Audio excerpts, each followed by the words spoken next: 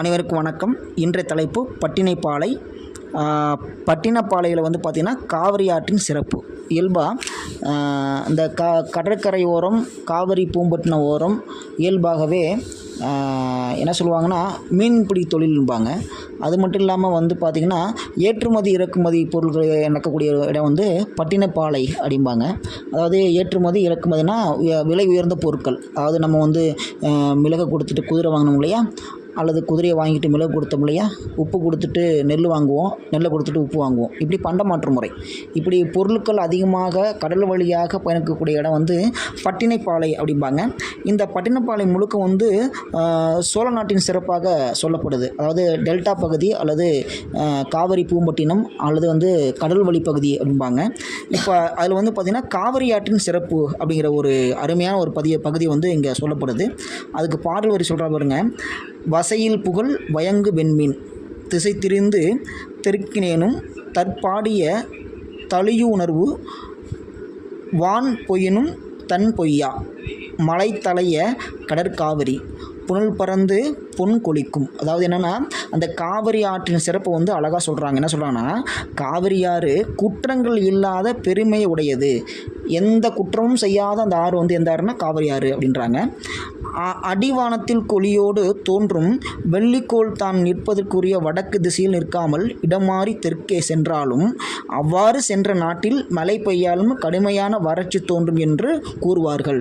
அதாவது என்னென்னா, அந்த காவிரி ஆற்றில் யாராவது தவறு செஞ்சுட்டாங்க அப்படின்னா அந்த தவறு செஞ்ச நாட்டுக்கோ அல்லது ஊருக்கோ என்னது நீர் போகாதான் அப்படிங்கிற விஷயத்தை அழகாக பதிவு பண்ணுறாங்க. நீரை உணவாக உண்டு வாழும் வானம்பாடி பறவைகள் உணவில்லாமல் தவிக்குமாறு மழை பெய்யாமல் போன காலத்திலும் காவிரியாறு பொய்க்காமல் நிறைவான நீர்ப்பெருக்கத்துடன் குடகு மலையில் தோன்றி பாய்ந்து கடலில் சென்று கலக்கும். அதாவது யார் எங்கே நீர் இல்லாமல் இருந்தாலும் காவிரி ஆற்றுல நீர் எப்போதுமே இருக்குமா. பறவைகளும் விலங்குகளும் என்றைக்கும் அது நீர் இல்லாமல் சந்தோஷத்தோடு வாழக்கூடியது எதுக்காக இருக்கிறாங்கன்னா அந்த காவிரி ஆற்றோட சிறப்பாக இருக்குது.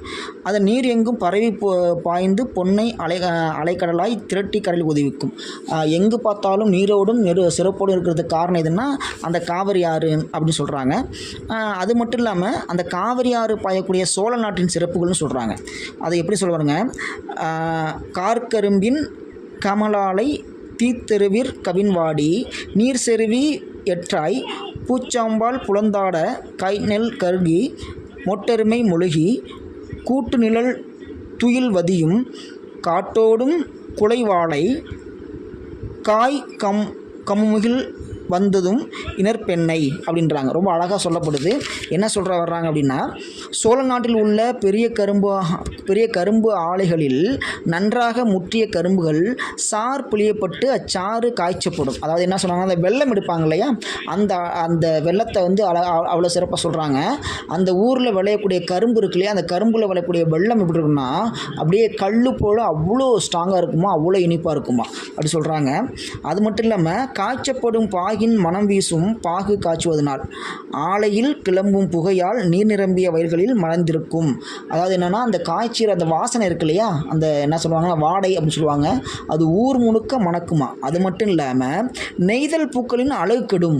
அந்த நெய்தலில் பூக்கள் பூத்திருக்கும், அந்த அழகு கெடுமா. எதனால்னா அந்த கரும்பு சாருடைய புகை இருக்கு இல்லையா, அது பட்டு அது கெடுமா.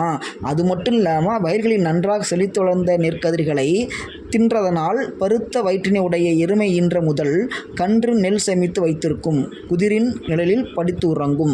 அதாவது வயக்காட்டில் நெல் விளையக்கூடிய அந்த நெல்லெல்லாம் சாப்பிட்டு அந்த எருமை மாடு என்ன பண்ணுமா, நல்லா அருமையான பால் தருமா. அந்த பாலை குடித்தது கன்று குட்டி எப்படி இருக்குமா, கொழுன்னு இருக்குமா, அவ்வளோ அழகாக இருக்குமா. அவ்வளோ செழித்து விளங்கக்கூடிய இடம் அந்த சோழ நாடு அப்படின்றாங்க.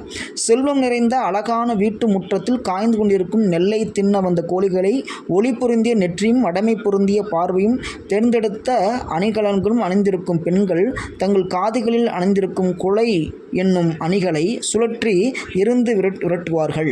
அதாவது வயதான பெண்களுக்கு காதில் என்ன பண்ணுவாங்கன்னா குலை என்ற ஒரு அழகான ஒரு தொங்கட்டம் போட்டிருப்பாங்களா. அது பார்க்குறது என்ன கல்லு மாதிரி இருக்குமா, அதை வீசுகிற மாதிரி ஒரு தோற்றமாக இருக்குமா. அதை கண்டு அந்த குருவிகளும் காக்கைகளும் பறந்து போகுமா அப்படிங்கிற அழகான சோழ நாட்டு சிறப்பு அவங்க சொல்கிறாங்க. நம்ம வீட்டிலலாம் அந்த பாட்டிகள் இருந்தாங்கன்னா காதில் பெரிய தோடு போட்டிருப்பாங்க இல்லையா, பார்க்குறதுக்கு பார்த்திங்கன்னா ஒரு 1/2 கிலோ வெயிட் இருக்கிற மாதிரி இருக்கும். அது மாதிரி தோடுகளை கொண்டு அந்த பழங்காலத்து அணிகலன்களை அணிந்து விரட்டுவார்களாம். அவ்வளோ அற்புதமாக இருக்குமா. இதை மாதிரி நம்ம வந்து பட்டினப்பாலை பார்க்குறோம். இப்படி ஒவ்வொரு நிலையிலும் பட்டினப்பாலை சிறப்பு வந்து பேசப்படுகிறது, ரொம்ப அருமையாக கூறப்படுகிறது. நன்றி.